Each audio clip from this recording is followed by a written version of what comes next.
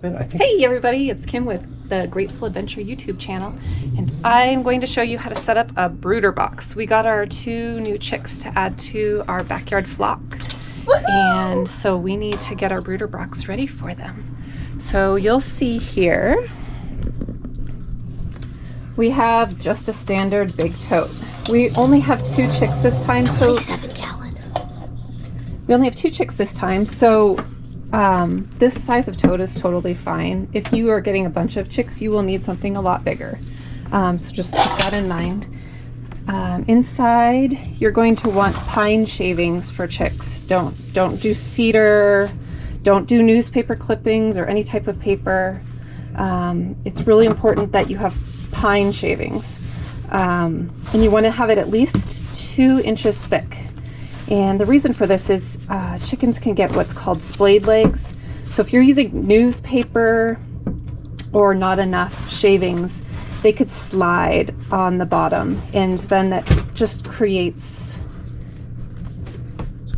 them to get splayed legs. So they grow up with their legs kind of splayed out, and that's how they develop, and so that's how they're going to be, and it's a big problem. So always make sure you have 2 inches of shavings, that they're pine shavings, and that you have a big enough brooder box for the number of chicks you have. This box is more than big enough for our tiny chicks. As they get bigger, we might move them into something bigger, I'm not sure. And then you need a heat lamp. And always set the heat lamp off to the side. Yeah. You don't want it in the middle of your brooder box, because you want them to be able to get away from the heat if it's too hot. So if it's too hot here, they can scooch over to the other side over here where it's cooler, and so they can choose their temperature. Okay, so our heat lamp, the way we found it works for us, we have drop ceilings, so it's a little more convenient. We don't have to drill any holes, but we just use a cinch cord like this to hang our heat lamp. And the advantage to that is you're going to need to raise your heat lamp and lower your heat lamp to get the correct temperature inside your brooder box. You want the temperature to be 90 to 95 degrees inside your brooder box during the first week that they're home, or their first week of life. And then you decrease that by about 5 degrees every week after that. So by hanging it this way, it's really easy to adjust the height of the light, the distance from the light from the bottom, and that determines the temperature.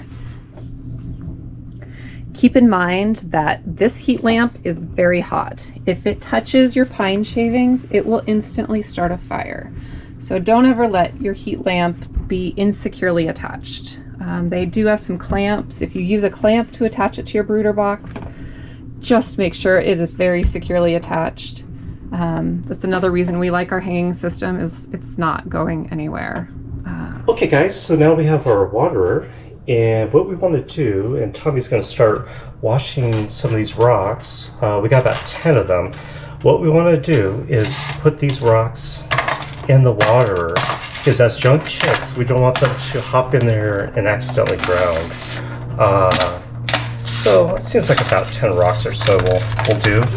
So let's go and take these out, Tommy, and we'll wash them. Okay.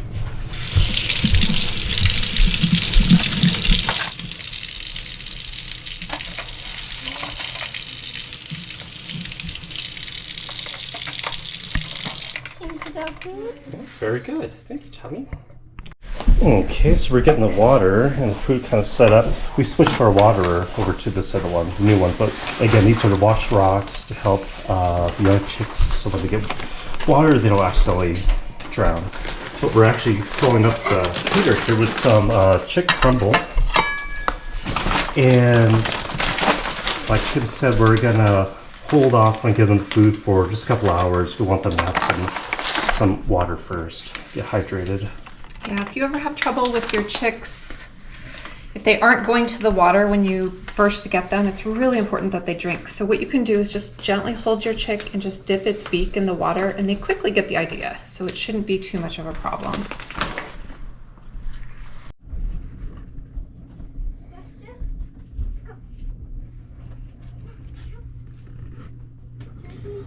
There are our little chicks.